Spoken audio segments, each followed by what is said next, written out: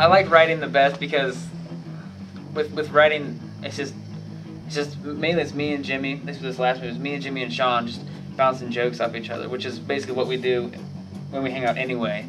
So it's just us joking around, like, well, this would be funny. So that's my favorite part, because it's the most just like hanging out. The first day, you guys were really excited about it, and we had footage of you guys, idea after idea, bamming it out there, and then... But Sean doesn't write.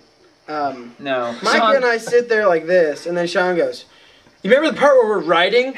And you guys were shooting ideas, and then you guys, your enthusiasm kind of dropped. So Sean's basically just an asshole. I don't know if it dropped, but the level that it was shown dropped.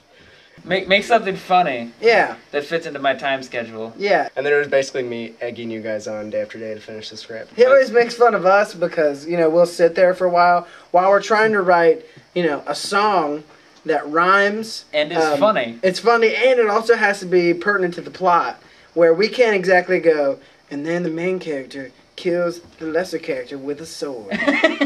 So... It worked out with the schedule we ended up having because the camera didn't come till like June.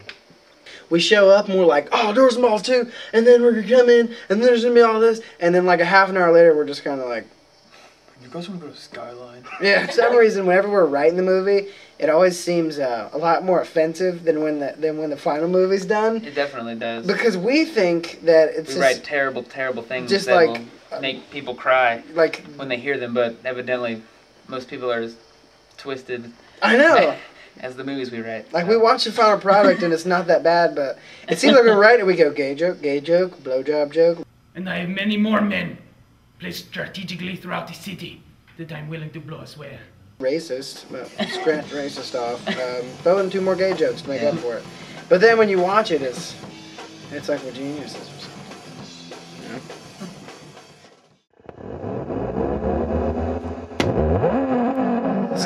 The schedule was great because, like, the first couple weeks, we're meeting at 9, okay? And then we're going to work until, you know, 2 or so. 2:30. Everybody's got to work around 3. Almost every day. So, and then gradually it started, let's just get together at 1. Like, that's basically how it happened. And shoot till 2. Yeah, we got together at 9, and then we were like, well, we'll go 10. Okay, 11. All right. How about 1? There's no guarantee on when the start of it was, but it was sometime between 10 and when we stopped. It sucks to kidnap early when you have other stuff going on. I have no inspiration. No.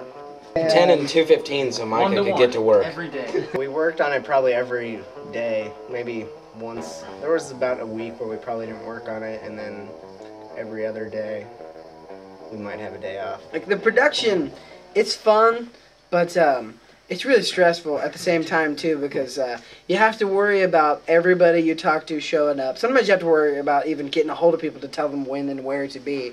I remember just, you know, it was really spontaneous. A lot of the times, Sean would just call me, like, the night before, or even sometimes the day of, and he would say that we were filming, and it was kind of just sudden, and I just changed, you know. I don't know, for the most part we were pretty organized about it. We usually have 2 or 3 days that we would know what we were shooting, you know, days in advance. Every time I did go to filming, it was either really boring and lots of waiting, and then 30 seconds of acting, then I went home, or it was really kind of a lot of fun, or all of us were asleep. No, nothing was really easy about it, actually. Now I think about it. Movie making sucks. It seems like everything we tried to do with this movie took 3 times as long as we allotted for, and we thought we had made plenty of time to make the movie, and it was still really stressful. I remember the one day we went to Wright State with just us 3. That was a very good day. We filmed a lot that day, and that was probably one of our more productive days. Whenever the less amount of people that we had, the more we got done. Sometimes, though, things just happen, you know, really well when, like, Stephen Gibson only worked for 1 day on the production, but he showed up, took him, you know, 5 or 10 minutes to memorize his lines, and just the way he acted it was kind of exactly what we had in mind. Yeah. If you'll fill out one of the blue forms, please. But, Just the form over there, sir. It's just right over there. Just the form. Thanks. It's the blue one. Thanks. Thanks. Sometimes, though, people show up that are only there for a day or 2, and you know, maybe there's a problem with communicating exactly what you want out of the role, or maybe there's a problem with acting, but for some reason or another it just doesn't work, and you got to sit there and do take after take after take. Yeah. So some things were easier than others. Like I thought Steve did a really good job. That was something that we knew he'd do good, but we didn't think that he would just pick it up immediately and do exactly what we had envisioned. That's always nice. Yeah. So. The green screen was really hard to set up. I remember getting pissed off. Like, I liked the green screen stuff turned out well, but I hated setting it up. Yeah, but the green screen also turned out much better than we kind of imagined it. Yeah.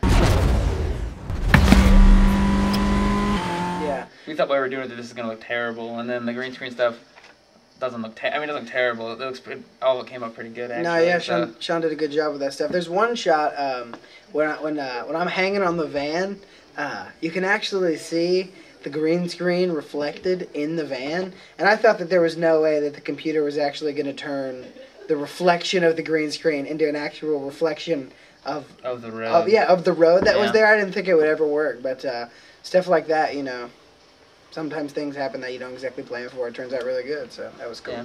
I was there almost every day, and if we weren't doing anything, I slept and helped when I could. It was good. The schedule. Sometimes it kind of sucks because you kind of have to decide what you're going to get done that day, and then when you don't, you know, get to the point that you need to get to, if you want to finish 2 scenes and you only finish 1, then you got to start thinking about, oh, well, I guess we'll have to come back next week, and that's how things pile up on you. With working on this and then editing it and having a job was pretty fun. It was stressful at times, but it was fun.